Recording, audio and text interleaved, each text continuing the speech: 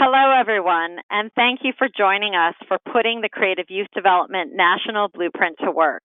This webinar is being presented as part of a year-long series provided by the Creative Youth Development National Partnership and 3 national cross-sector action teams. Partners include the National Guild for Community Arts Education, the Mass Cultural Council, and Americans for the Arts. I'm Heather Eichmeyer, Chief Program Officer at the National Guild, and I'll be moderating today's presentation along with my colleague James Horton, Director of Learning and Leadership Development at the Guild, who will be moderating our Q&A. I'm also joined by an incredible group of speakers who will introduce themselves to you throughout the presentation. The purpose of today's webinar is to learn how you can use the recently released Creative Youth Development National Action Blueprint in your own work to advance the role of creativity in youth development. This webinar is scheduled to last 60 minutes, and due to the large number of participants, your lines have all been muted. So if you'd like to ask a question or share an idea, we absolutely encourage you to do so. And to do so, simply type it into the chat box, which you'll find on the right-hand side of your screen. We'll be moderating these questions throughout the presentation, and we'll pause halfway through to capture some of your reflections before we open discussion at the end. I do want to note that we may not get to everyone's question during our short time together today. However, we will be responding to all of the questions in a follow-up document, which you'll receive in addition to the recording of today's session. We know it can be tempting to multitask when you are on a webinar, but we do encourage you to give yourself the gift of being focused and engaged during our next hour together so that you can really take in the information and reflect on how it applies to your own work. So thank you first for being here with us today. James, let's go to the next slide. So with support from the National Endowment for the Arts, the Creative Youth Development National Partnership worked in concert with hundreds of stakeholders over 18 months to develop the Creative Youth Development National Action Blueprint. The Creative Youth Development National Partnership was formed in 2016 to organize and accelerate cross-sector advancement of CYD practice. And CYD is an acronym that we may be using throughout today's presentation, which refers to creative youth development. Current partners include, again, the National Guild, Americans for the Arts, and the Mass Cultural Council, and we'll be expanding to include additional partners from allied youth sectors in the months and years ahead. The National Guild works to ensure that all people have opportunities to maximize their creative potential by providing leadership development, strengthening organizations, and advocating for community arts education. So our work in creative youth development is really central to our mission.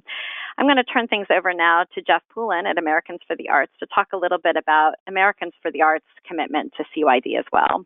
Hi, Jeff. Hi, Heather. Thanks so much. And hello, everybody. My name is Jeff Poole, the Arts Education Program Manager at Americans for the Arts, which is an organization that serves, advances, and leads the network of organizations and individuals who cultivate, promote, sustain, and support the arts in America. The Arts Education Program is pleased to join the partnership to provide leadership development, networking, research, and tools to empower individuals and organizations to create equitable systems and strong policies which strengthen the overall arts education ecosystem. Our work in creative youth development is tied to our strategic goal of ensuring that all young people have access to community-based arts and cultural programs that promote positive youth development. Great. Thanks so much, Jeff. And Tracy, do you want to say a few words about Mass Cultural Council? Absolutely. Hello, everyone. This is Tracy Slater-Rigaud. I am the Director of National and Strategic Partnerships and Initiatives at Mass Cultural Council. Over the past 2 decades, Mass Cultural Council has been a proven leader in its statewide investment and national commitment to the field of creative youth development. Through seminal programs such as Youth Reach and later grant programs that include Sierra and Amplify, Mass Cultural Council has dispersed more than $14 million in funding of creative youth development programs across the Commonwealth of Massachusetts. And we were one of the founding partners of the National Creative Youth Development Partnership and are so proud and pleased to be a part of this National Alliance for CYD. Great. Thanks, Tracy. James, let's go on to the next slide. So just first, a few words about the working definition of creative youth development. So creative youth development is a long-standing practice that intentionally integrates creative skill building, inquiry, and expression with positive youth development principles, really to fuel young people's imaginations and build critical learning and life skills. In these programs, young people are building skills in a variety of creative disciplines: film, theater, music, design, etc. And there's a strong emphasis on both the mastery and the acquisition of personal and social assets young people need to thrive. So both artistic skill building and those personal social assets.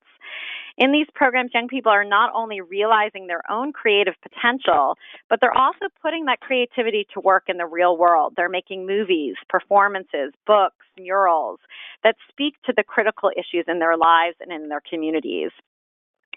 Youth development outcomes like building artistic and problem-solving skills, identity development, and cultivating a strong sense of belonging and community connection are really core to the practice. These, in turn, can then lead to a set of intermediate outcomes, which in turn can lead to long-term outcomes like resiliency, self-efficacy, personal fulfillment, and community engagement that can together constitute life success. So I think the emphasis is that those youth development outcomes are really integrated and sort of baked in and core to the practice itself. Next slide, James. So Tracy, is going to talk to us a little bit about 6 of the qualities of CYD practice. Tracy?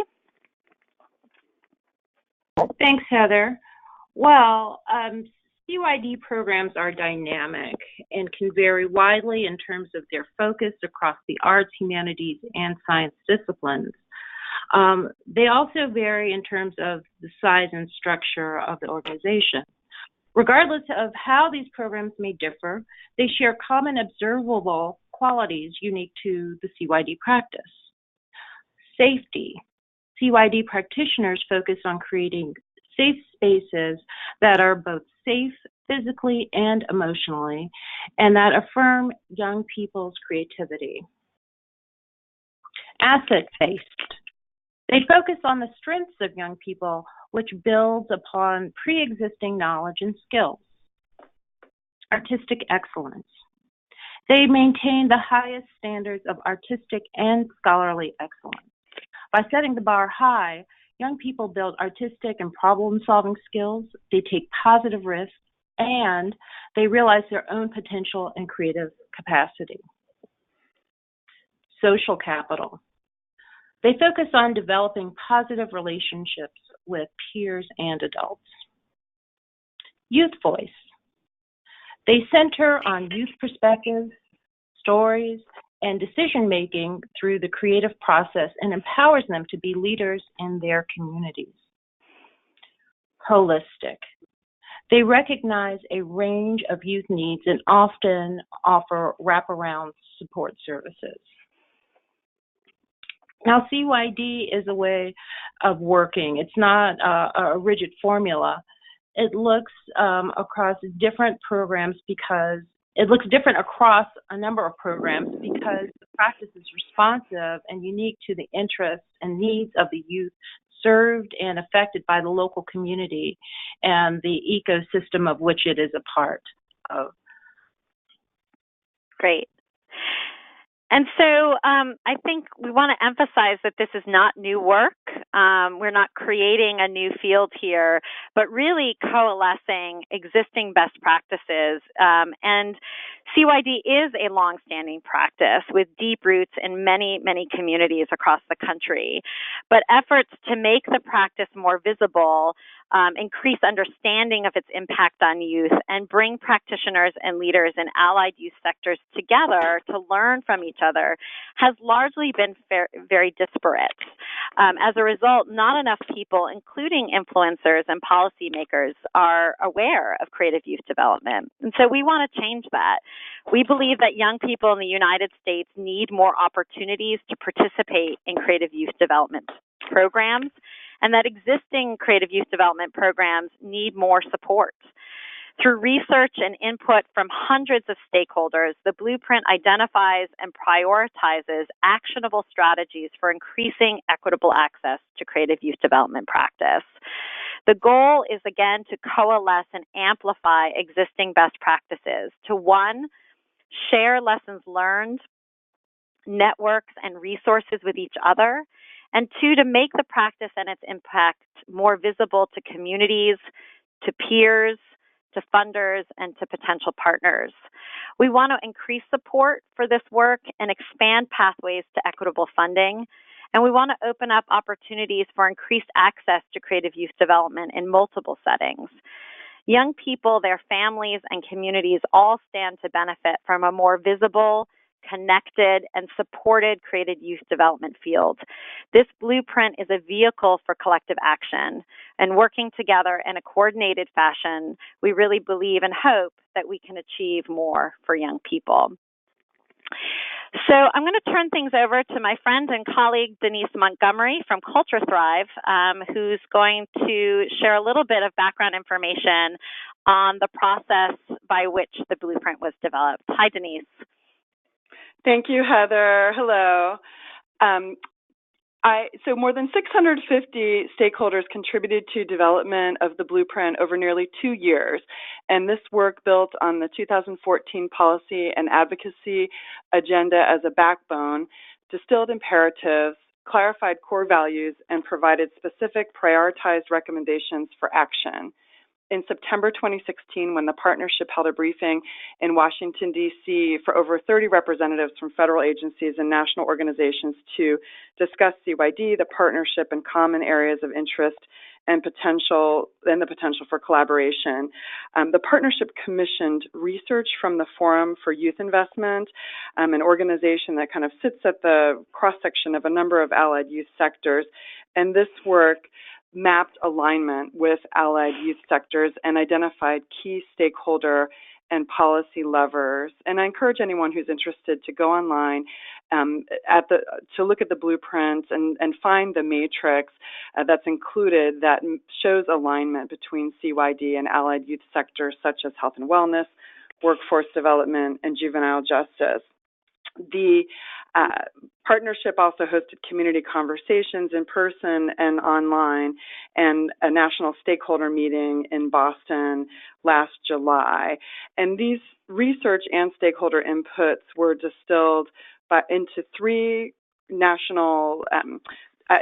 strategies. And so this is on the next slide. The three strategic priorities that emerged through this range of meetings and inputs that I was just describing are visibility and impact, funding, and field building. And so cross-sector action teams for each of these three areas further met and deliberated to identify and prioritize the specific action items that are included in the blueprint. And also, and importantly, core values of the CYD movement, racial equity and social justice, youth voice, and collective action grew out of the previous work at the summit and were reinforced during the blueprint process through conversations with stakeholders and community. And these are the core values of the effort to coalesce the field.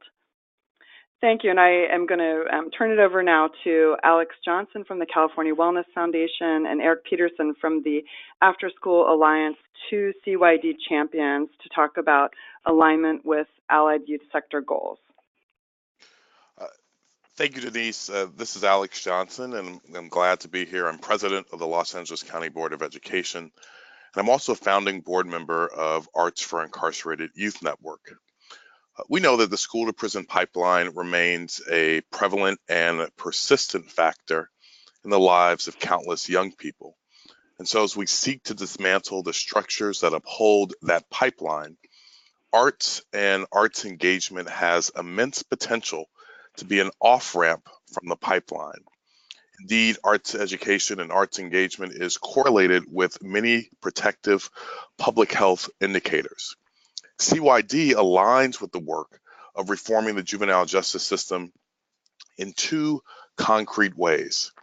First, as a trauma reduction strategy, the juvenile justice system is predicated upon the unmet needs of children and youth who have been exposed to traumatic events in childhood and in adolescence. And so CYD and arts engagement provides an opportunity to support healing and resiliency through creative expression. And finally, and secondly, a CYD is a diversionary tool, and it reduces youth involvement in crime or other negative behaviors while promoting positive well-being. Thank you. And hi, everybody. This is Eric Peterson. I'm Vice President of Policy for the Afterschool Alliance, a national policy research and awareness organization based in Washington, D.C. that works to ensure all children have access to affordable, quality after-school and summer learning programs. We're proud of this effort because working cross-sector to holistically serve youth increases the positive outcomes for all young people. Youth development, dropout prevention, STEM, workforce readiness, and many other sectors all share similar values and goals to CYD. Going to the next slide, in particular, CYD aligns with after school and working to help young people develop the skills they need to be successful in life beyond and including school and workforce readiness skills, things like creativity, teamwork, and resilience, as Heather mentioned. The way young people learn in CYD and Quality After School helps connect what they learn to the real world, increasing engagement in school and life in the process.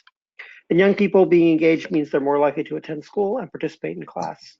Another opportunity that we see for cross collaboration is around shared funding streams. So at the federal level, things like the 21st Century Community Learning Centers, Child Care Development Block Grants, AmeriCorps, Vista, and others can support creative youth development and many other fields, and working together to protect and expand those, as well as state level funding streams, will increase opportunity to serve even more young people with quality CYD programming. Great. Thanks so much, Eric and Alex. James, if you could just go on to the next slide just briefly, we'll see some of the talking points that Alex just mentioned, and we'll have a chance in just a moment to hear from colleagues at Arts for Incarcerated Youth Network in California around some of the ways that the creative youth development work has really intersected with their work around juvenile justice in particular. So let's go on to our next slide. We know we've been talking a little bit now, and that you probably have some questions. So we're going to pause for just about 30 seconds. And for those of you who may have joined us just past the hour, you may have noticed that your lines are muted. We'd like you to just take a few minutes, and if you have any questions, to type them into the chat box, which you'll find on the right-hand side of your screen. You can type your questions there, and James Horton, our Director of Learning and Leadership Development here at the Guild, is going to be moderating that chat box throughout our time together, and we'll be circling back to your questions at the end of the presentation. So if you have a question about anything that's been said so far, please go ahead and type it in the chat box, or if you have any reflections on what's been shared, please go ahead and do so. And again, we'll circle back at the end of the presentation to get to as many questions as we can. Okay, let's move on. We're now going to have a chance to take a deeper dive into those three key strategic priority areas that Denise mentioned earlier in the webinar: field building, expanding pathways to funding, and visibility and impact. So we'll kick things off with a deeper discussion of some of the goals of our field building work, in particular our work with our national action team. And I'm going to throw things over to Karen Lachelle and DeLachey Strotter. Hi, everyone. This is Karen Lachelle. I'm the Executive Director of Creative Action in Austin, Texas, and working with DeLachey Strotter. And we're going to talk to you a little bit about field building. So this priority area is really central to the entire vision for building creative youth development into a well-known and respected field that's frequently utilized as a strategy for youth development. And what we're really trying to do is just create opportunities and pathways for practitioners, young people, funders to come together, share successful practices that embody our core values and focus on youth voice, racial equity, cross-sector programming, and discover opportunities to come together as partners to improve and sustain the work of creative youth development. We know there are hundreds of organizations, individuals, and communities across the globe practicing CYD, And this is our opportunity to really connect all of these disparate programs into one collective voice that will allow us to really advocate and sustain our work. Our work for field building will primarily be centered around two areas: online learning, which will include creating and sharing online learning platforms for demonstrating successful practices, and youth leadership, which will happen primarily through a new initiative called the Emerging Young Artist Leadership Exchange. We believe that online learning is a great way to work towards field building because it's accessible, and we know many CYD practitioners may not have the resources to travel to conferences. Additionally, youth may not be able to access resources that are offered in person, so online resources will be offered throughout the coming months and years to connect the field. Our Emerging Young Artist Leadership Exchange really builds upon work that was created in 2017 at the National Guild for Community Arts Education Conference in San Francisco. So coming up in 2018 at the conference in Baltimore, 30 young people from 4 organizations will be creating a performance piece to showcase at the conference. The exchange will also include opportunities for young people to participate in site visits, to work together ahead of time through video chats, and to really be a part of the conference. After the conference and the presentation, young people will still have an opportunity to connect through video chats and lessons learned that they'll be coordinating with their programs. The exchange is really an opportunity to generate knowledge that can increase the sector's capacity, sustainability, and impact through increased awareness of the value of creativity and positive youth development and the importance of involving youth in leadership roles. I'd like to pass it off to DeLachey Strotter from Mosaic. Greetings, everyone. DeLachey Strotter with Mosaic Youth Theater of Detroit. I am the Associate Artistic Director and the Director of Music Programs. The Emerging Artists Leadership Exchange is just one example of centering youth voice and the commitment to the critical work required for transformative change. As we center youth perspectives and participation, we become partners in their empowerment, holding space for youth to represent, shape, and name their needs, experiences, and aspirations. To that end, each of us is responsible for field building within our networks and communities. This can happen in a variety of ways. Just recently, in our response to Youth and Families of Detroit, a new coalition was formed by a group of 6 and growing Detroit-based CYD organizations that deliver high-quality arts programming services to youth in the Metro Detroit area, including students in the Detroit Public Schools Community District. The coalition is modeled after similar initiatives across the country, bringing together CYD and cross-sector partnerships to better meet the needs of young people and families. And we'll pass it back to Heather. Great, thank you both. So let's move on to our next area, which is visibility and impact. And we'll hear from Lauren Stevenson and Cynthia Campoy-Brophy. Thanks, Heather. Our action team was focused on how the CYD field can document and communicate its impact. And we follow the rule of thumb that while policymakers require data, they often actually make decisions based on anecdote. And we believe that we need both the research and evaluation evidence and stories that give a window into the CYD experience, in particular the transformation that happens in the creative process that's often not visible to those outside the CYD programs. I'm going to talk just a little bit about our key finding related to evaluation research, and then I'll hand it off to Cynthia, who's going to talk more about the storytelling piece. But we recognized that our field actually has a very strong base of data, and when it comes to research, that base has been growing since seminal work done by Shirley Bright-Tees, and much of that research is now aggregated in Arts Ed Search, the National Arts Education Partnership's research database. And the field has many strong evaluation studies. We're seeing consistency in the outcomes that are being measured by programs across the country and even around the world. And the framework that you'll see here on the next slide, if you would, Heather. Sure. James, could we go on to the diagram? Great. Thank you. Thanks, James.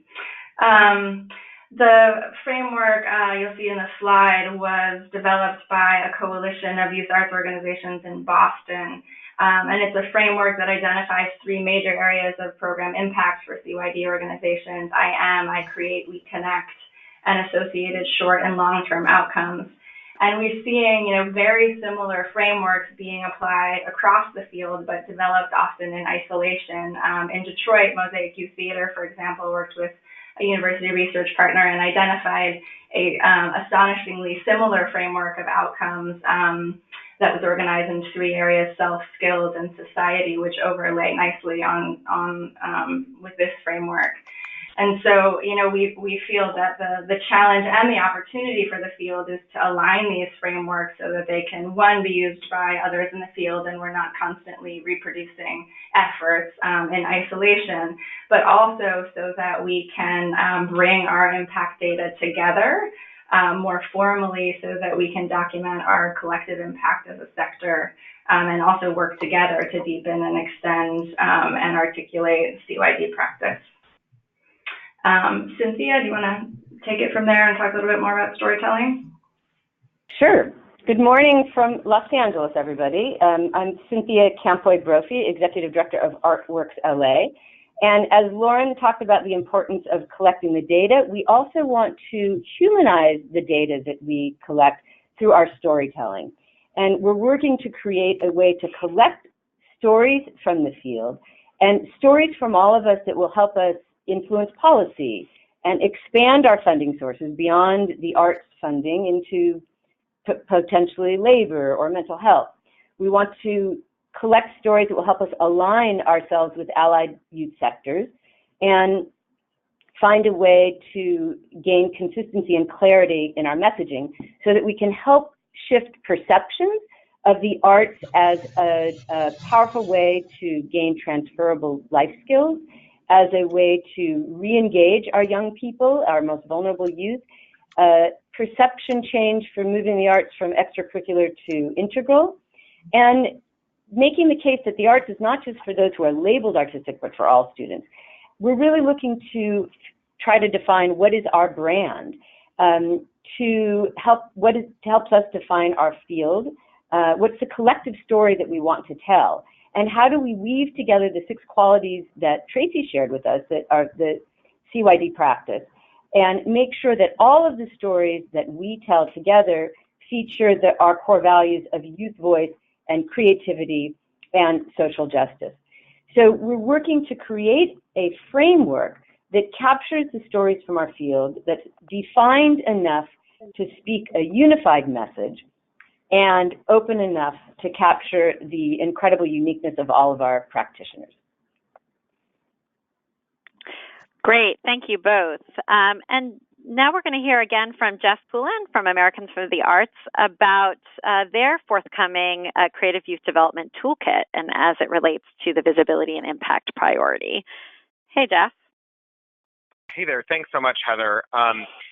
As I previously mentioned when introducing Americans for the Arts, supporting the field of creative youth development is articulated in our strategic plan and is supported by a foundation of decades of work beginning with Americans for the Arts work in the 1990s when partnering with the President's Committee on the Arts and the Humanities to publish the seminal report Coming Up Taller, and eventually to publishing the Youth Arts Toolkit. 20 years later, Americans for the Arts, along with the National Partnership and folks on the ground around the country, have embarked on a similar journey to increase the visibility of the good CYD work happening around the field, documenting the impact of this work, showcasing effective strategies in the form of tools and resources to support the field, and articulating policy pathways to supporting funding and guidance from agencies at the federal, state, and local level. Today, we've completed the initial research phase, which includes a series of landscape analysis publications and a report on the 2017 field survey, the largest and most comprehensive survey of the field of CYD in the nation. This information was released just last week at the Creative Youth Development Pre-Conference ahead of the Americans for the Arts Annual Convention in Denver, Colorado, and will soon be available on the CYD National Partnership website. We will be embarking on conducting a series of case studies through the rest of 2018 and publishing those case studies and myriad tools and resources on a website affiliated with the National Partnership and through print publications in and through 2019. We look forward to a number of you on this call today participating in that work and looking forward to publishing the final findings throughout the next 2 years. Great. Thanks, Jess. And now we'll turn to our funding action team to talk a little bit more about the goals of that work. I'm going to pass things off to Darren Isom and Ashley Hare. Hello, everyone. Hello from the Mid-South. This is Darren Isom, Executive Director of Memphis Music Initiative. I'm working with Ashley Hare, who's entrusted me to share the work from this team. So the goal of the CYD Funding Action Team is to help CYD practitioners and CYD funders, current and potential, better understand how their work fits into the general funding landscape and give them the tools, talking points, and network they need to pursue or implement funding in support of the high impact they seek. Funding can be siloed, and very often organizations that engage in high impact CYD work may find themselves disconnected from potential funding options because of how their work is positioned. Likewise, funders who currently fund or are interested in funding CYD work and or interested in partnering with other funders to fund this work have often overlooked CYD organizations and programs because these programs or organizations don't seem to fit into the funding priority areas or impact goals of their respective organizations. So with these concerns in mind, the Funding Action Team work looks to, one, identify existing CYD organizations and practitioners and offer them a thorough understanding of how, from a funding perspective, their CYD work aligns with and supports cross-sector strategic priorities, and how they might position their work and outcomes and describe their work and priorities to pursue funding opportunities and to accurately capture the cross-sector impact of their activities. Soliciting from them stories of impact that serve as examples for similar organizations pursuing funding in hopes of growing the pie of funding for this work. Two, more funder specific, identify funders who currently support CYD work and offer them the resources, network, and data they need to identify and fund high quality CYD organizations and programs, and to position CYD work as a critical funding priority within their organizations or agencies. And doing this by capturing their stories of impact as well for the sake of strengthening and broadening the field of funders. And then finally, three, identify and solicit funders looking to fund or well-positioned to fund CYD programs and organizations and offer them the data they need to understand how to carry out that work in a way that's effective and makes sense, in a way that also that aligns with their existing funding priorities and how similar funding agencies with shared strategic priorities have positioned CYD organizations programs as part of their impact and funding portfolio. So in many ways, this work is not only about identifying high quality programs and giving a sense of, from a funding perspective, how those programs fit into the world of funding, but also creating in many ways a field of funders that are dedicated to this work who are well positioned to talk about this work in relation to other strategic priorities. And we'll be carrying out this work by identifying grant-making and grant-seeking organizations, developing a list of CYD and CYD adjacent supported funding priorities, arts engagement, youth development, placemaking, education, equity, disconnected youth, and how CYD work fits into those areas, developing a sense of, from an agency or funding perspective, how organizations can work effectively to carry out this work and how they fit in the world of CYD funders to help grow them and cultivate that area of funding as well. And with all of these things, developing messaging, data research, and supporting convenings and workshops as needed to cultivate CYD funders and allow them to advance as they pursue this work and funding this work. Great. Thanks so much, Darren. So we covered a lot of ground, gave you a pretty good overview of the three strategic priority areas, but I want to emphasize again that the blueprint does live online. You can find it again at creativeyouthdevelopment.org and hear more detail around many of the action items that were shared by these three groups on today's webinar by reading through those sections of the blueprint online, and encourage you to do so. Before we get to questions, we wanted to just share a few stories of impact and ways that the Creative Youth Development Blueprint has already begun to be used as a resource and a catalyst for conversation by artists, arts administrators, funders, and local communities across the country. So we're going to start with a story from Phoenix. Ashley. Hi, everyone. This is Ashley Hare from Phoenix, Arizona. I'm the executive director of a youth-based organization called Phonetic Spit. and also serve with Darren on the funding action team. Recently, after the blueprint came out, our State Arts Commission and our local family charitable trust, Virginia G. Piper, hosted a meeting of 40 practitioners from Phoenix, from around the Phoenix Valley that work in youth arts and culture organizations. In attendance, we had organizations already invested in CYD throughout their organizational structure, but we also had organizations brand new to this concept. An overview of the CYD movement was presented, and we had a discussion around the core values of the blueprint, which are racial equity and social justice, youth voice, and collective action. We hope to use this blueprint to continue creating a collaborative space for CYD organizations dedicated to centering youth voices. Main things that we are looking at in Phoenix are a dedication to following youth leadership, having youth at the center of programming design, on boards, on staff, in the community. We're also dedicated to shifting our arts leadership to truly represent the identities of the youth that we serve so that the young people can see themselves and their identities reflected. And then lastly, we are acknowledging that many organizations, we have many organizations that have been practicing CYD for many, many years before we've come to this place where we're all coming together under this new term. A lot of these organizations are smaller organizations who have historically and still currently lack the resources and funding pathways that have been given to larger organizations. So we're looking to continue the conversation, deepen the conversation on how to shift that as well. Thanks, Heather. Thanks, Ashley. So let's go next to Matt Dorigo in San Diego, who's going to talk a little bit more about the development of a local CYD network. Hi, everyone. This is Matt Dorigo, and I'm the Director of Creative Youth Development for the Claire Rose Foundation in San Diego, California. And the Claire Rose Foundation is supporting the implementation of the national blueprint locally through the San Diego Creative Youth Development Network, which was recently established. It's a coalition of 12 organizations dedicated to the work of CYD. And so what does this really look like?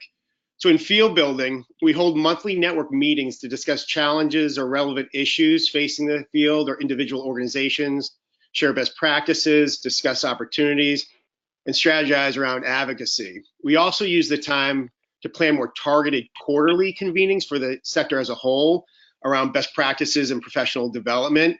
Examples of this include restorative practices for staff, trauma-informed practice training for teaching artists, organizational best practices around diversity, equity, and inclusion, and even convening boards, funders, and cross-sector partners together to educate and inform them about the CYD field.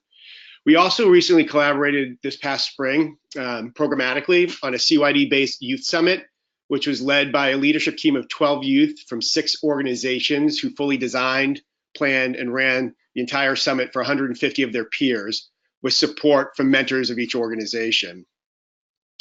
Under visibility and impact, we're currently creating a common evaluation tool for the local network in partnership with Gil Noem from the Hare Institute at Harvard and Mark Runco, a researcher on creativity, who are working together to create a new tool that will combine both social emotional development measurements as well as measurements of creativity and creative potential in youth.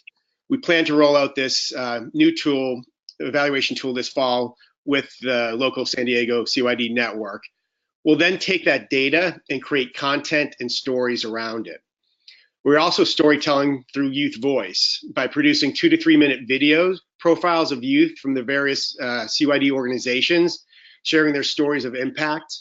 We're also looking at other platforms such as podcasts, blogs, and social media to tell youth stories. And we most recently hired a branding and marketing firm to create our brand and marketing strategy for the network, as well as a PR and communications firm who focuses on social justice to help us craft language, communications, and campaigns to support our advocacy efforts. With the storytelling, the branding, communications, and impact tools, we hope to expand pathways to funding by being able to better articulate and communicate the work we are doing to a variety of cross-sector stakeholders. As a foundation, We're also looking to create a CYD working group as part of San Diego Grantmakers, which is the membership organization for local grantmakers, which would create a team of foundations to focus on supporting the CYD field locally.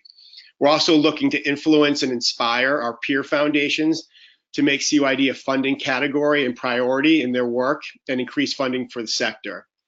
And finally, we're looking at how does the network work collectively to tap into larger pools of non-traditional systems funding like probation department, health and human services, workforce development that may not be available to individual smaller creative youth development programs. So that's what we're doing here locally. It's lots of exciting stuff and momentum, and we're really grateful to be able to use the National Partnership's blueprint as our guidelines, and also having the support of the National Partnership in our efforts. Great. Thanks so much, Matt. And one of the exciting things is just to realize that, there are many local networks, both formal and informal, starting to come together to share information, ideas, and resources. And I know that the partnership is excited to realize opportunities to connect local networks to each other, so that there's both sort of a local conversation and sort of a national network and community of practice. So it's really exciting to see that great work happening both in Phoenix and in San Diego. Lauren, let's turn things over to you to talk a little bit about your work at Adobe. Great, thanks, Heather. I direct Project 1324 at Adobe, which is an initiative that supports a global community of young creators between the ages of 13 and 24. That's where the code name Project 1324 comes from. And we have been building a global digital platform to connect these young creators and also to provide them with access to creative opportunities and resources. And informed by the work of the CYD National Partnership, we've been collaborating closely with leading CYD organizations that we recognize as our creative catalyst partners to help shape the initiative. And the platform provides an avenue for young creators to share and showcase their work, and recognizing the core value of social justice and social impact in this field, we actively work to help amplify young people's creative work and creative impact, both on the platform and through social media. Project 1324 now has about 500,000 followers around the world and growing. So we're really working to develop an apparatus to get the work out there and to help bring an audience to it, and to facilitate young people bringing their voices together in a way that they can have collective impact around the issues that matter to them. And we've also been working to make sure that that community, that digital community, embodies some of the key tenets of the CYD field, including providing a safe and trusted community experience. So we are moderating all of the content that goes up against the community guidelines. So somebody's watching all the content that's being uploaded to the platform, and comments go up live but are moderated within 15 minutes. So we're making a big investment in trying to make sure that it's a safe space for young people. But we've also been not just working to amplify the work of individual young creators, but CYD organizations themselves. So in addition to youth profiles, you'll find organizational profile pages on the platform. There's about 30 organizations represented now, and we expect there to be over 100 by the end of the year. And CYD organizations can create profile pages where they can share their work, connect and network with their communities and each other, and also host creative projects that engage and help amplify the work of young creators, both those within their communities or, if they wish, across communities and across countries. It is a global community. There's about 50% of participants are in the US, but there's over 70 countries represented now in the community, which is pretty exciting. And part of what we're hoping to do with the platform is to help connect CYD organizations so that they can collaborate and learn from each other and share their practice, and also become more visible as a sector, we hope, with the help of the Adobe Spotlight. And then we've brought in other partners like TED and Sundance to help really bring energy and amplification to the work. And we have been convening core CYD partners in person to help fuel their collaborations. And then also in the vein of storytelling, really trying to help tell the backstories of some of these organizations and create mini documentaries and blog articles that give a window into their creative process and practice. And those you can find on the platform, but also on our social channels and on our blog, and I'd be happy to share that information. But we're hoping to get even better at doing some of that storytelling and working in collaboration with the field moving forward. Fantastic. Thanks, Lauren. I'll say a few words about a forthcoming opportunity which resulted from the work of all of these folks on the phone and the blueprint, which is a forthcoming policy brief, which will be published by the Education Commission of the States. And so the Education Commission of the States has been working with the Arts Education Partnership, and James, we can go to the next slide, has been working with the Arts Education Partnership on a series of policy briefs around arts education, and will be working on a forthcoming brief for the fall on creative youth development.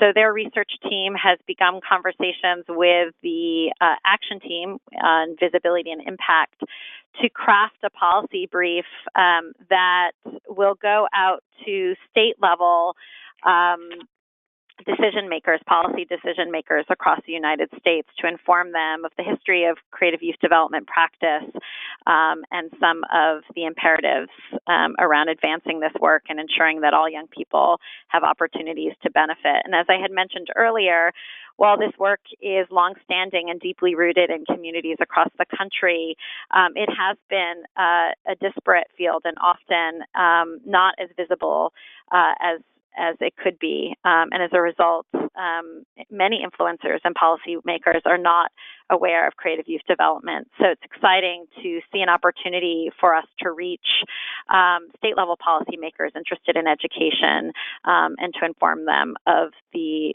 great work and existing best practices in this field. So look for that in September. And then finally, we'll turn to Kylie Schilling from California, who's going to talk a little bit about the impact of the blueprint on her work with Arts for Incarcerated Youth Network. Hi, Kylie. Hi, thanks, Heather. Glad to be here. As Heather said, I'm Kylie Schilling. I'm the Executive Director of the Arts for Incarcerated Youth Network. I always say it is actually exactly what it sounds like. It's a network of now 11 member organizations in Los Angeles County that do arts programming with youth in detention facilities across the county. We are currently in 22 probation run sites. That includes secure facilities as well as probation supervised schools in the community. Providing ongoing arts programming. So what's really important to us, I believe as Alex so well articulated earlier, we're working with a really highly vulnerable population, and the healing power of the arts is really core to our work. One of the things that we did when we first came together across all of these different member organizations was we created a shared theory of practice.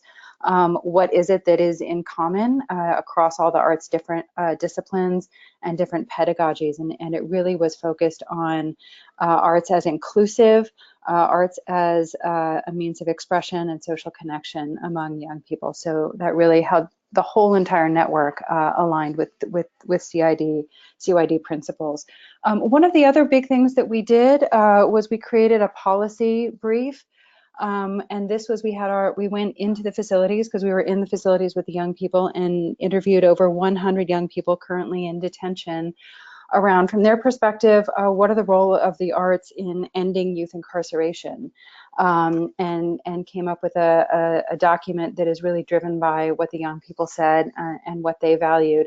And it really, beautiful things that the young people said. One of my favorite quotes is they said, if there were a lot of culture, art, and music, there would be less unfairness. It brings people together and then they care about each other.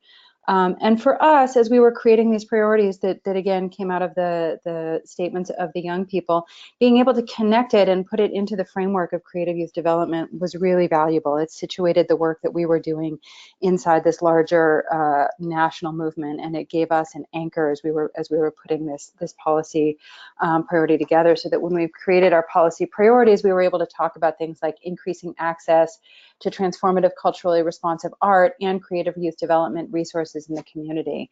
That was our very first one. And then the second priority is promoting creative youth development and the right to well-being as an effective and just alternative to criminalization and incarceration. So again, having that the blueprint for us to put our work in context was really helpful, and I think helped amplify our work quite a bit. So that is how we've been putting it into practice. And what's exciting too is that for us, we're also reaching into to public safety dollars rather than arts dollars, being able to put it in that framing. We work with probation and increasingly with mental health and with the LA County Office of Education. So again, making the case that this is connected to creative youth development moves us into other funding streams as well, which is great, because our membership ranges from the very small to the really large. So it helps us also increase that public funding stream to all of our members. Thanks. Thanks so much, Kylie, and thanks to everyone who shared a story or their work with their action team or the work that they're doing across sectors throughout today's presentation. We now want to get to your questions, and briefly before we do, I did see a few questions come in around whether or not this session would be recorded. And so I just want to mention again that we did record today's session and we'll be sharing it out with you. And we would also love to hear from you all, stories of impact on your own work, ways in which the blueprint has already maybe been a resource to you, or some of the framing around creative youth development and its qualities. So look for that in the coming days. But we have about 10 minutes left, and we want to get to your questions. And so I'm going to turn things over to James Horton, who will be moderating our Q&A. Hey, James. Hey, Heather, and thank you so much, everyone, for sending me these great questions. Heather, the first question I have is actually for you.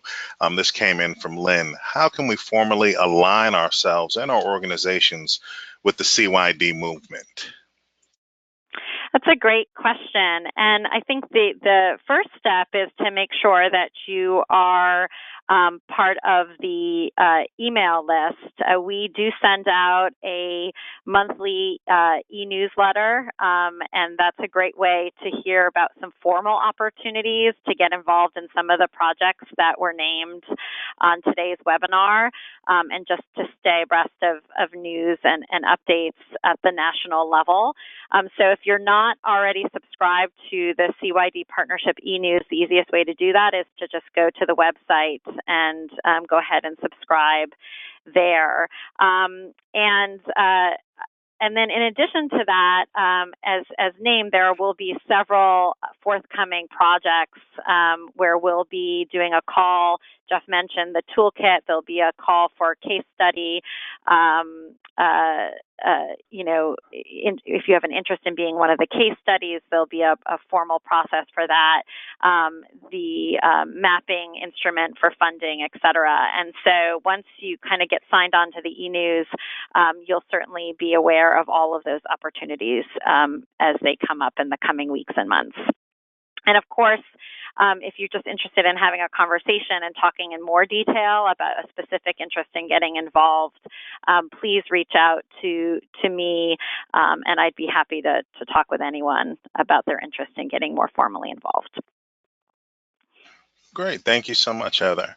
Another one, Tracy, this question is for you, recognizing the work that you did with PCAH, the awards. Came from Rodrigo. I realize that CYD can take many different forms, but can you give some concrete examples as to how must CYD programs be facilitated or structured to actually be considered creative youth development programs? Well, I think a lot of that, they vary in size and structure and focus. And so I think, in terms of the common thread that runs throughout them, we identified in the 6 characteristics. And, I don't think that we can be overly prescriptive because, let's remember that these programs are responsive to the communities in which they are, the communities to which they serve. And so I think we can't paint the programs with too broad of a brush stroke. However, we do know that what they do share in common are those 6 characteristics. And very quickly, providing the safe space, approaching the work from an asset-based entry point, whereas we're not seeking to improve young people, but to build upon pre-existing assets and skill sets to deliver these programs, whether they be artistic in focus or humanities-based or even science-based, but making sure that while we have an eye on promoting youth development, at the same time, there's a delivery of excellent content. And then we have the social capital. And so, we're looking to support the cultivation of positive relationships with peers and adults. We're looking to empower youth voice and really cultivate youth leadership. And last but not least, these programs, it's of vital importance that they're not just, you all probably heard me say this before, they're not just parachuting into communities and teaching any particular discipline, but they take a holistic approach and, are integrating support services so that, all of the needs of the young people are met rather than just the delivery of, the program content. So I hope that answers your question. I think just really keeping an eye towards those 6 fundamental characteristics of the work are really vital. Thanks, James. Thank you so much, Tracy. And this question has come in several different ways, so I'm going to throw it out there. And this is for you, Cynthia. What age are we considering youth? Are we talking about younger young people, sort of that K through 12 programming, or are we looking at that after 12th grade college age up to about 25? What age does creative youth development consider youth? And that's for you, Cynthia. And James and Heather, you can chime in, or Denise, anybody, or Tracy. I know we think of it as high school, and so the 14 to 18, but there's also the movement to 18 to 24-year-olds. There's a lot of focus on this post-high school. So I think the majority of the creative youth development organizations focus on not so much the younger children, but this adolescent, pre and post adolescent. Am I capturing that correctly? May I jump in? This is Lauren. I think that's fair to say that that's where the field predominantly focuses, but I think there is an increased attention on alumni of those organizations and in supporting young people all the way through age 24. And for Project 1324, we cap it at 24, going by the UN's definition of what youth is. And I do see that increasing across the field because between 18 and 24, there are quite a number of pivotal transition years, and CYD is increasingly wanting to be by young people's sides through those transitions. Karen, this is Karen Lachelle. This is Heather. I was curious. There was a couple of questions that came in that were curious how the practice may be adapted or incorporated into programs for younger children, elementary, middle school young people. And I know that Creative Action has done some significant work in schools with that age group. I wonder if you could talk a little bit about the ways that you've been able to incorporate some of the elements of creative youth development practice with younger ages. Sure. Our programs that go down all the way, really even to pre-K, are all kind of working off of the same principles and towards the same program outcomes. Of course, they emerge in different ways, in age-appropriate ways, depending upon, where we're working. But I think that when you're thinking about the qualities that Tracy elaborated on, you can still really apply those to arts programs for different age groups, even younger students. We think of our programs that are for high school students as our more sort of creative youth development by kind of an orthodoxy of where it really can take place, where you really can get that rigor. You can really focus on youth voice. I think in some ways it's an easier fit with the older students, but those same principles and those same approaches can inform the kinds of learning that you're doing with young people, whether that's in a 21st century after school program or through maybe a neighborhood-based program. So I think if anyone wants to talk offline, you're welcome to send me an email, and I can share more about how we see that happening in the kind of program design we're using for even very young children. Thanks, Karen.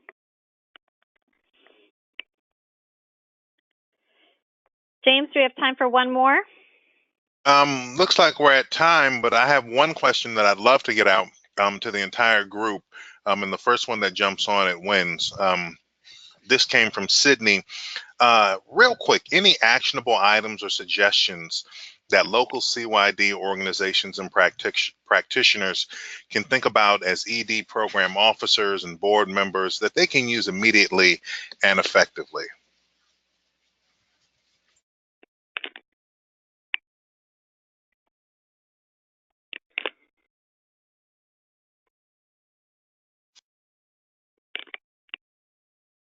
Ashley, do you want to take that one for us? Yeah, sorry, I was trying to unmute myself. Thanks, James. I would say immediately what we did is getting everybody in the room.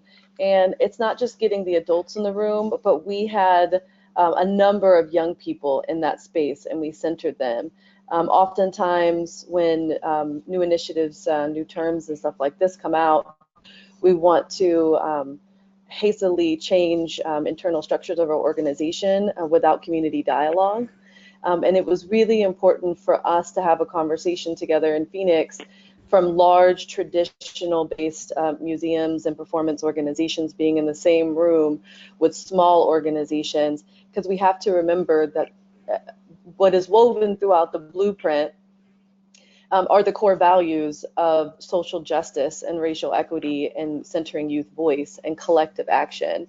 And so to not have a collective action or a collective dialogue space with the community that also has young people in it, and we're talking about how to improve our communities, how to holistically serve young people, could be frankly quite damaging if we're moving in a silo as organizations. And so that's the first thing we did, is gathering all of our people in a room and getting on the same page. That would be my first action plan.